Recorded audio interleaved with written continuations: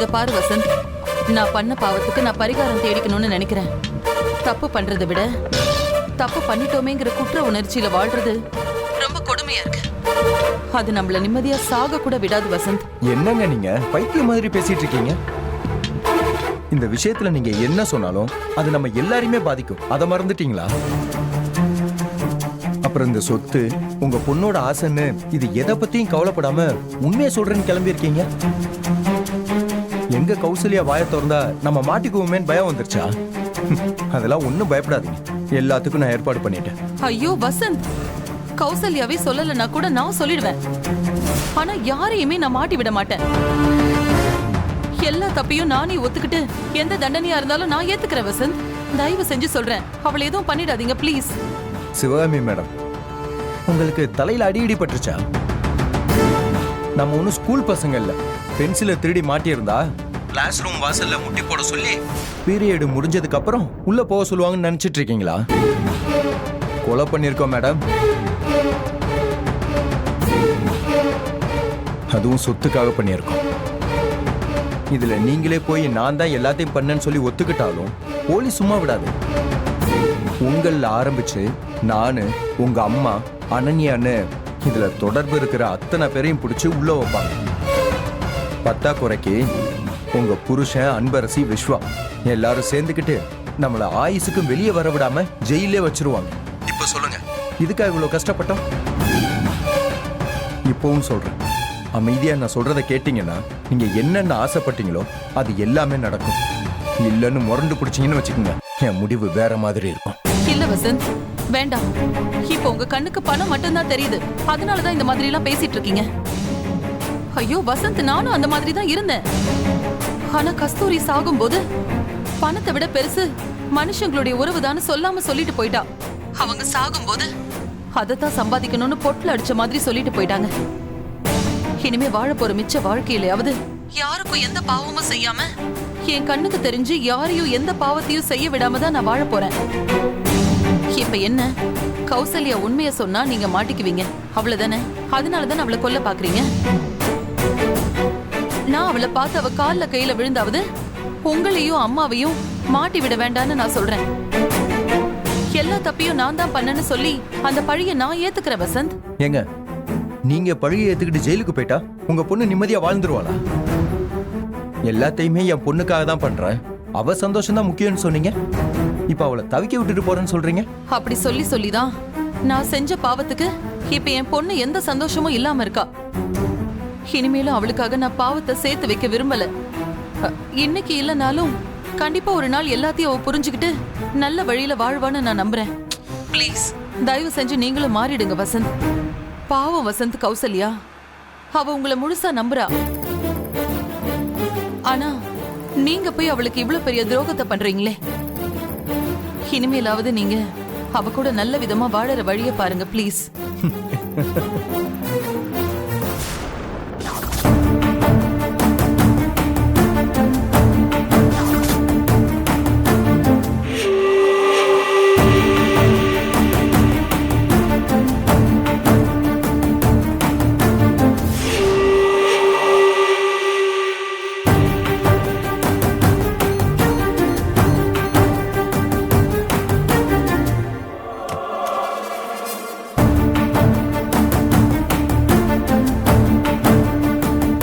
Sister, chief doctor உங்களை வர சொன்னாரு. என்ன எதுக்கு சீஃப் டாக்டர் வர சொன்னாரு? அது நீங்க வரும்போது பயோமெட்ரிக்ல என்ட்ரி போட்டீங்கல்ல, அதுல ஏதோ ப்ராப்ளமா, உங்களோட சேர்த்து இன்னும் 5 பேருக்கு என்ட்ரி ஆகலையாம். அதனாலதான் எல்லாரையும் வர சொல்லிருக்காங்க. ஆமா, நீங்க? நான் நியூ அப்பாயின்மெண்ட். இந்த பேஷண்ட் பேரு கௌசல்யா தானே? டாக்டர் இவங்களை பத்தி சொல்லிதான் அனுப்பியிருக்காரு. நீங்க போங்க, நான் பாத்துக்கிறேன். இங்க பாருங்க, இது போலீஸ் கேஸ்.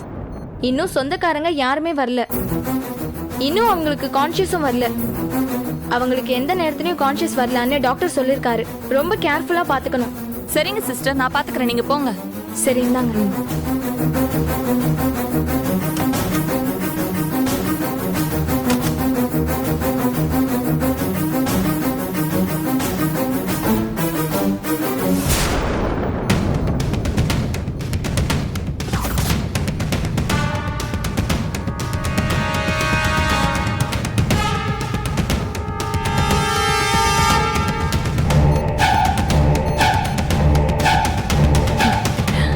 கௌசல்யா, இந்த இன்ஜெக்ஷனை போட்ட அடுத்த 5வது நிமிஷம் உன் இதய துடிப்பை நிறுத்திடும்.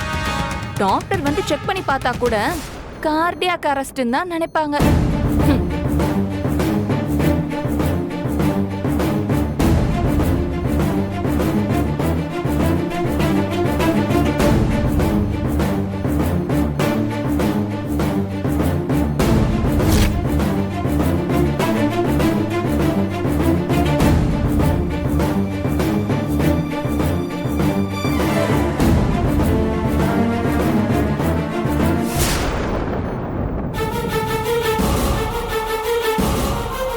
விஸ்வா, கௌசல்யாவை எங்க வச்சிருக்காங்கன்னு கேளுங்க. ஐசியூல தான் வச்சிருப்பாங்க. நான் ரிசப்ஷன்ல கேட்டுட்டு வரேன், நீங்க இங்கே இருங்க. சரி விஸ்வா. கடவுளே, வாழ வேண்டிய பொண்ணு உயிருக்கு எந்த ஆபத்தும் இல்லாம நல்லபடியா வந்துடணும்.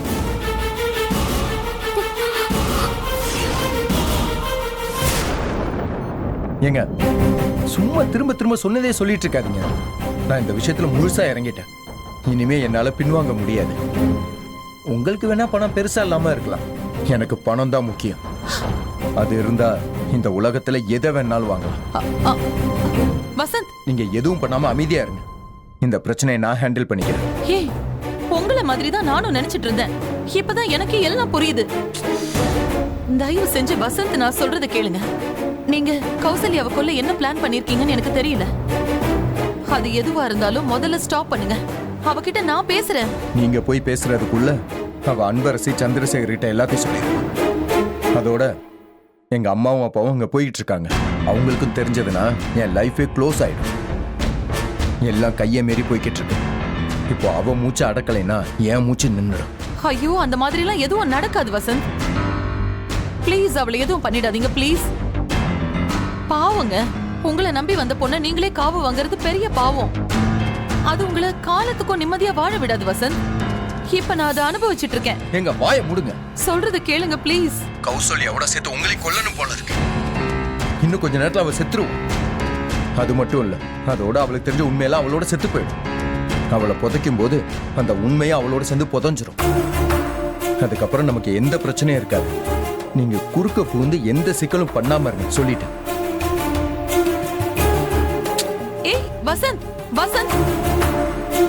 ஐயோ, இவ போனை வச்சுட்டு போயிட்டானே. கௌசல்யாவை வேற காப்பாத்தணுமே. கொஞ்சம் சீக்கிரம் போங்க.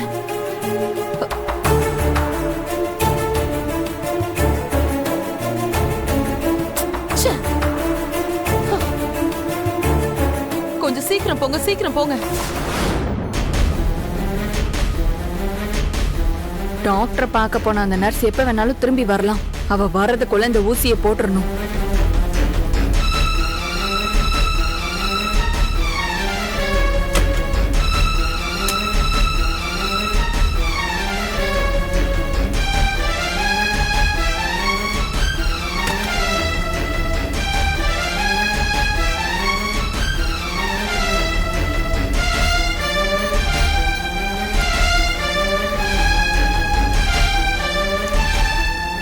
ஏமா, என்ன அப்படி பாக்குறீங்க? இந்த நேரத்துல நான் மாப் போட வருவேன்னு தெரியாதா? கொஞ்ச நேரம் வெளியிருங்கம்மா, நான் மாப் போட்டுட்டு போயிடுறேன். அக்கா, நான் இந்த ஊசியை போட்டு போயிடுறேன்க்கா. அதுக்கப்புறம் நீங்க மாப் போடுங்க. அது இல்லம்மா, நான் இன்னும் 2 ஃப்ளோருக்கு மாப் போடணும். இந்த ஃப்ளோர்ல இதுதான் லாஸ்ட் பெட். ஒரு 5 நிமிஷம் வெளியிருங்க, நான் கொஞ்ச நேரத்துல போட்டுட்டு போயிடுவேன். ஏய், இந்த ஊசியை இப்ப போடலனா அவங்க உசுருக்கே ஆபத்தாயிடும். டாக்டர் வந்தா என்னதான் சத்தம் போடுவாரு. வெளியே போ. இவ பேசுறத பார்த்தா நர்ஸ் மாதிரியே தெரியலையே.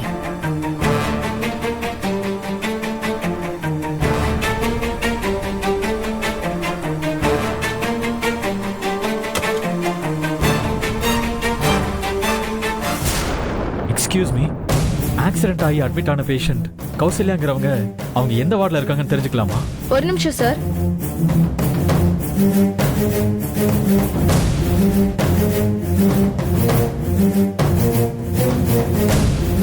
அவங்க ஐசியூல இருக்காங்க. நீங்க நேரா போயிட்டு ரைட்ல பாருங்க.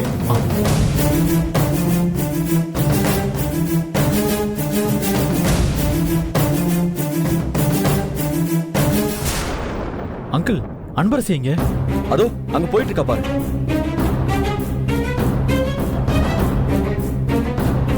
ரிசப்ஷன்ல இருக்கிற பொண்ணு அந்த பக்கம்னு கை காட்டினாங்கல்ல, அப்பவே வேகமா அந்த பக்கம் போயிட்டா. அங்கிள், நம்ம அந்த பக்கம் தான் போகணும். சரி வாங்க வாங்க. வாங்க பாட்டி.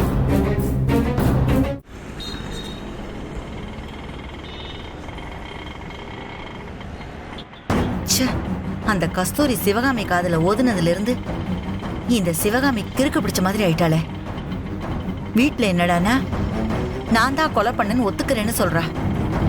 இப்போ கௌசல்யா காப்பாத்துறேன்னு ஆஸ்பத்திரிக்கு கிளம்பிட்டா. ஐயோ, ஒரேடியா நல்லவளா மாதிரி உயிர் எடுக்கிறாளே. எப்பா கொஞ்சம் சீக்கிரமா போப்பா. Okay madam. ஏன் தப்புதான், வசந்துக்கு ஃபோன் பண்ணதை நான் சொல்லியிருக்கவே கூடாது. ஏதாவது பொய்ய சொல்லி நான் சமாளிச்சிருந்திருக்கணும். எங்க இவளுக்கு தெரியக்கூடாதுன்னு தான் நான் தனியா போய் பேசினேன். எங்க விட்டா? யாருன்னு கேட்டு என்ன தொல்லை பண்ணி எம்வாயிலே சொல்ல வச்சுட்டா.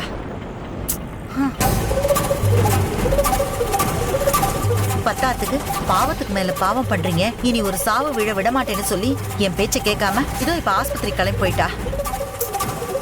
ஐயோ, அந்த கௌசல்யா மட்டும் வாயை திறந்தான்னா எல்லாரும் மொத்தமா மாட்டிக்க போறோம்னு சொன்னேன். புரிஞ்சுக்கவே மாட்டேங்கிறாளே. ஐயோ கடவுளே, சிவகாமி ஏதாவது சிக்கல்ல மாட்டிக்கிறதுக்குள்ள முதல்ல நான் போய் அவளை காப்பாத்தி ஆகணும். எதுக்கும் இந்த விஷயத்த வசந்த் கிட்ட சொல்லிடலாம்.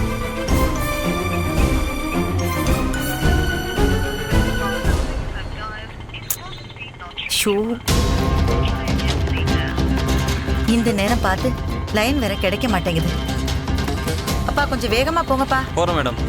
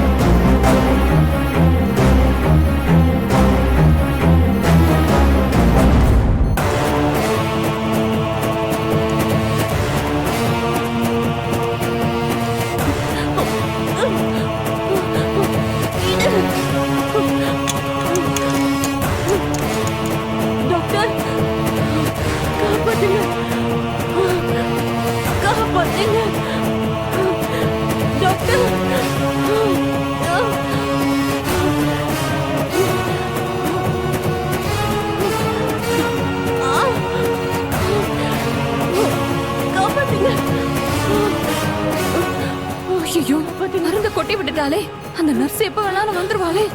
கடவுளே, என்ன பண்ணுவேன்? காப்பாத்தீங்க.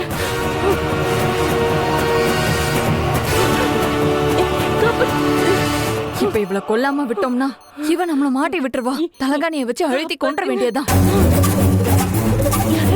காப்பாத்தீங்க, காப்பாத்தீங்க.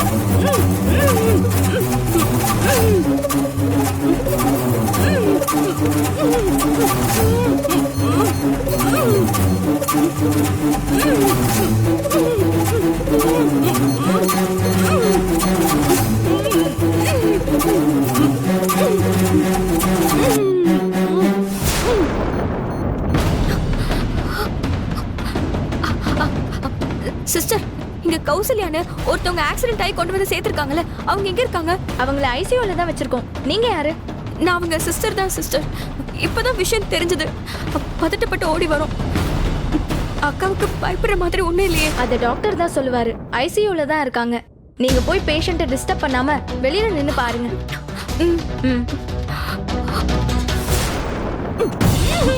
சாவடி சாவு.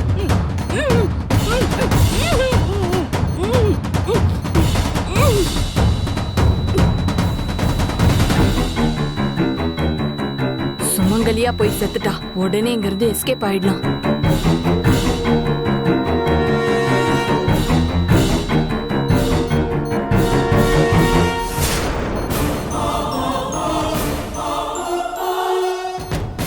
அடி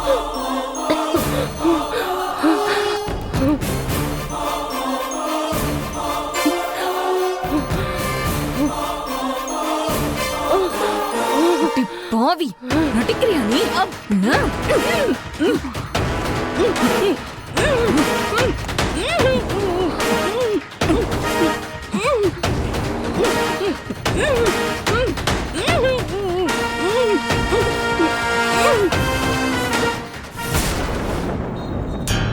என்னங்க எவ்வளவு நேரம் வெயிட் பண்றது?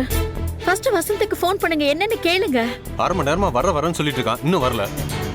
என்னங்க? சரி பத்மா, அவனை நேரா ஹாஸ்பிட்டலுக்கு வர சொல்லிட்டு நம்ம அப்படியே கிளம்பிடலாமா? ஆ சரி, அவன் கிட்ட சொல்லிடுங்க ஃபர்ஸ்ட்.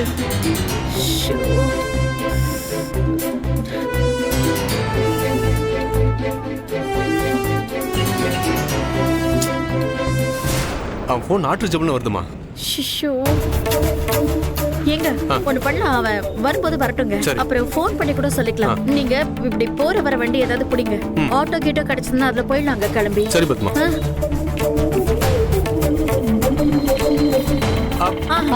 ஆட்டோ வாங்க.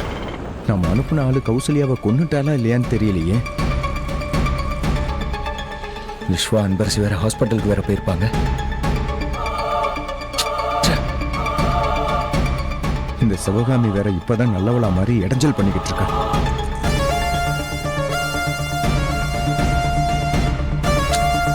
சரி, முதல்ல விஸ்வாக்கு ஃபோன் பண்ணி எங்க இருக்கான்னு கேட்டு கௌசல்யாக்கா வருத்தப்படுற மாதிரி சீன் போட்டு அவங்களை கௌசல்யாவை பார்க்க விடாம கொஞ்ச நேரம் தடுத்து வைப்போம்.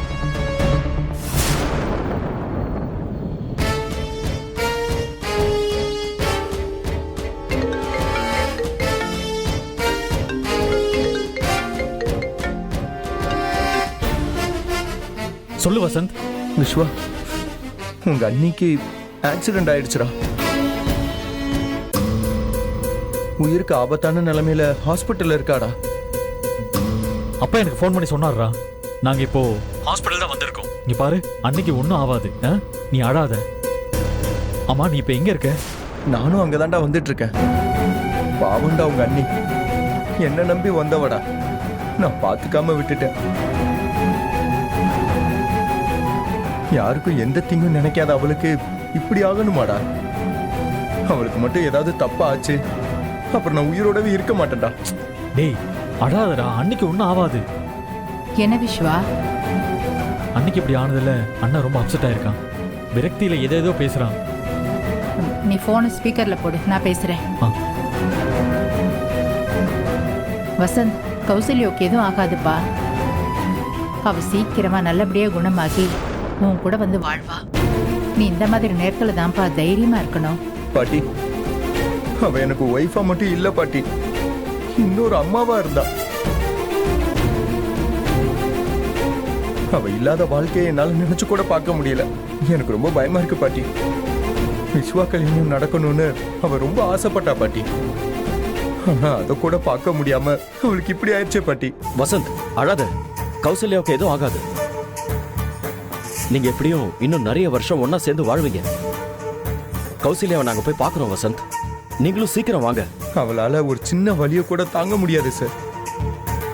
அவளுக்கு போய் ஆக்சிடென்ட் ஆயிடுச்சு சார்.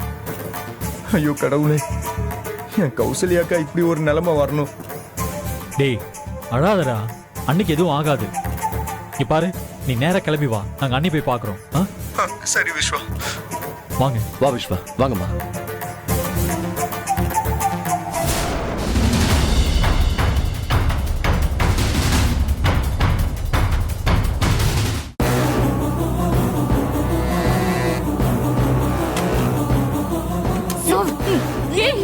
என்ன பண்ற நீ? கௌசல்யா, கௌசல்யா, ஒண்ணுல அடி பாவி, இங்க பாரு, உனக்கு ஒண்ணும் இல்ல, பயப்படாத.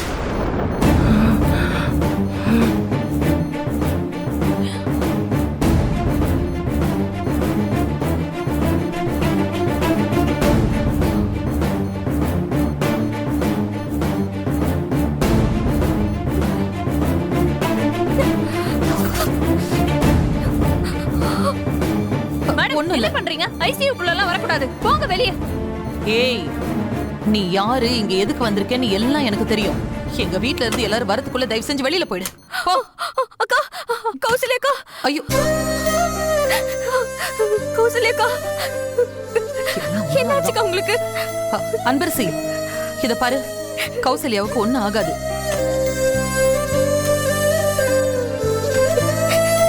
நீங்க எப்ப சித்தி வந்தீங்க? ஆ, நீ வீட்ல பேசிட்டு இருந்ததை கேட்டதும் எனக்கு கௌசல்யாவை பார்க்கணும் போல இருந்துச்சு. ஆனா நான் வரதுக்குள்ள நீங்க கிளம்பிட்டீங்க. அதான் நான் ஒரு கேப் புடிச்சு வந்தேன். அந்த டிரைவரும் ஏதோ ஒரு ஷார்ட்கட்ல வந்து சீக்கிரம் கொண்டு வந்து விட்டுட்டாரு. நீங்களும் வந்திருப்பீங்கன்னு நினைச்சேன். இங்க என்ன பண்ணிட்டு இருக்கீங்க? இங்க இருந்த நர்ஸ் எங்க? இப்பதான் இங்க இருந்தாங்க. எங்க போனாங்கன்னு தெரியல டாக்டர். ஐசியூக்குள்ள விசிட்டர்ஸ் நாட் அலௌட். முதல்ல வெளியே போங்க.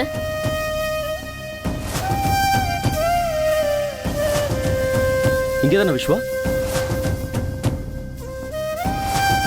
பல்ஸ் அப்நார்மலா இருக்கு. போங்க முதல்ல வெளியே. சரி வா.